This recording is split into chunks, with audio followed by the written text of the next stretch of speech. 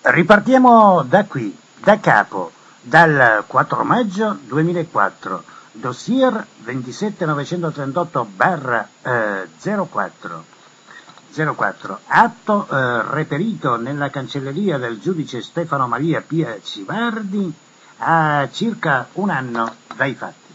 Questura di Milano, ufficio prevenzione generale, volante Baggio, quarto turno. Milano 4/5/2004. Oggetto: annotazione inerente alla prima attività di indagine eseguita in questa via Lorenteggio Civico 30 presso locale adibito a negozio in merito ad una persona indagata in stato di libertà, tale Russo Angelo, nato a Piazza Armerina Enna il 12/4/1948, residente a Milano in via Giambellino numero 48, generalizzato a mezzo carta d'identità, numero eccetera, rilasciata dal Comune di Milano, nulla facente, scuole dell'obbligo, viene nominato difensore d'ufficio, avvocato Selleri Paola, del Foro di Milano, ufficio legale in Milano, via Spartaco, numero 28. Persona accompagnata in ufficio per identificazione ed indagata in stato di libertà per il reato di resistenza e minaccia a pubblico ufficiale, violenza privata, minacce gravi. Al signor dirigente l'ufficio prevenzione generale, al signor dirigente il commissariato Portagenova, e per conoscenza al signor dirigente la Digos, al signor dirigente la squadra mobile, sede. In data odierna, alle ore 19:10, per motivi di opportunità negli uffici della Questura di Milano, il sottoscritto agente di PG, assistente Pacquola Roberto, coadiuvato dall'agente scelto De Angelis Giuliano, con la presente riferisce quanto segue.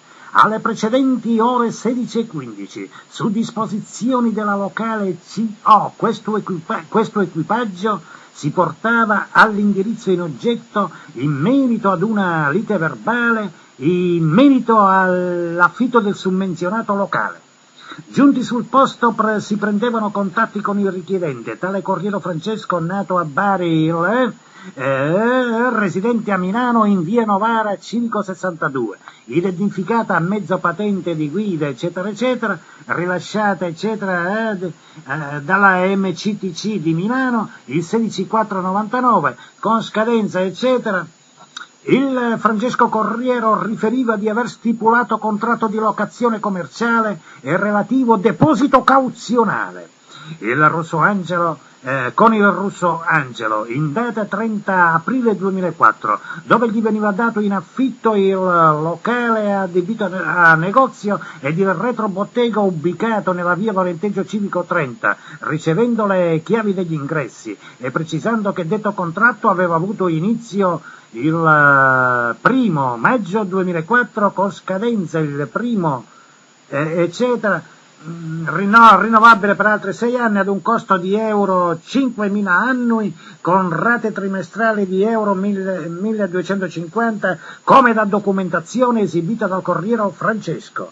Nella giornata odierna il Corriero Francesco, entrato nel suo negozio, si accorgeva della presenza del Russo Angelo, che nel contesto aveva posizionato il proprio computer all'interno del retrobottega, collegandosi alla presa della corrente elettrica. Da qui ne nasceva una discussione sull'utilizzo del locale dell'impianto elettrico, dove il Corriero Francesco dichiarava di aver stipulato un contratto con l'AIM per l'erogazione della corrente elettrica e per l'uso esclusivo del negozio nella sua totalità. Il Russo Angelo lamentava un accordo precedente verbale che il retrobottega, anche se inserito nel contratto dato in affitto, era da considerarsi al suo uso, invitandolo a formalizzare una dichiarazione di quello che diceva, insomma, eccetera. Vabbè, qui non si capisce, ma non serve. Ne nasceva una lite, dove nel togliere la spina dal computer dalla presa elettrica, il Corriero Francesco faceva cadere a terra la centralina Fastweb, danneggiandola. per poi, non trovando risoluzione al problema, anzi ricevute minacce di morte dal russo Angelo al fine di evitare, di non tollerare la sua presenza all'interno del negozio in affittato, il Corriere Francesco chiedeva l'intervento della Polizia di Stato, cioè della Polizia d'Italia, no? Gli operanti interpellavano il russo Angelo in merito a quanto riferito dall'affittuario del negozio, che affermava di aver stipulato il contratto come indicato sopra, ma di aver preso degli accordi circa l'utilizzo esclusivo del retrobottega e di non avere intenzione alcuna di seguire quello che diceva il contratto, mi sembra di capire qui, del contratto che aveva stipulato, affermando che non avrebbe lasciato per nessun motivo i locali e nel caso gli fosse stato imposto avrebbe reagito con la forza. Il russo Angelo e il Cancece, se no Sandokan. Il russo Angelo veniva invitato a lasciare il negozio affittato e nell'eventualità avrebbe potuto comodamente intraprendere un'azione legale per la scissione del contratto. Lo stesso con fermezza si posava dietro la scrivania, Sandokan, con le spalle verso il muro, Sandokan, affermando che non sarebbe uscito dal negozio, Sandokan. Gli agenti si avvicinavano all'uomo invitandolo alla calma e alla collaborazione. Invitandolo, lo continuava. Avuta ancora risposta negativa, veniva preso sotto braccio ed accompagnato verso l'uscita. Il russo Angelo in malo modo, prima strattonando, per poi vistosi bloccato alle braccia, scarciava violentemente, colpendo gli operanti, al tal punto che per interrompere il potere lesivo gli venivano poste manette di sicurezza.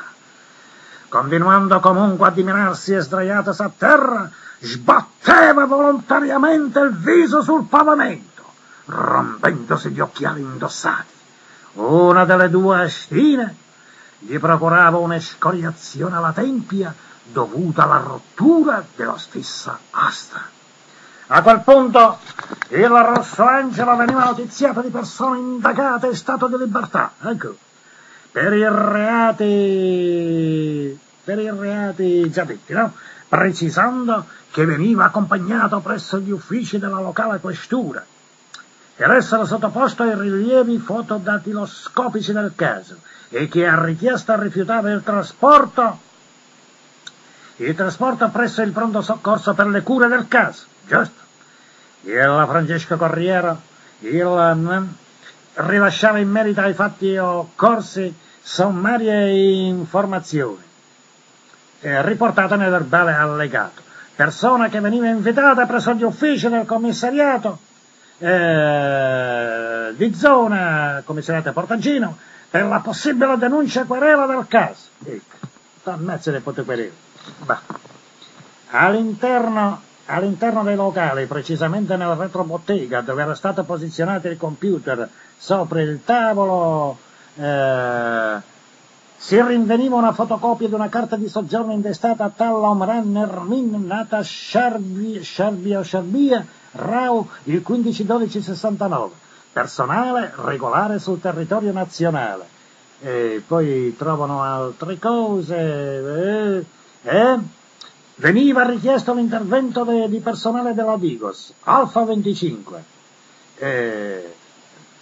Poi precisando che gli stessi si trattenevano all'interno del negozio insieme al Corriere Francesco, mentre gli operanti insieme al russo Angelo si portavano presso la questura di Milano, dove all'interno dei locali degli accompagnati lo stesso indagato inveiva contro gli altri agenti, contro tutti, insomma, proferendo frasi dal contenuto minaccioso del tipo «ve la faccio pagare», «dirò che mi avete rotto gli occhiali», «non sarò contento fino a quando non vi avrò rovinati, vi perseguiterò per tutta la vita», giusto?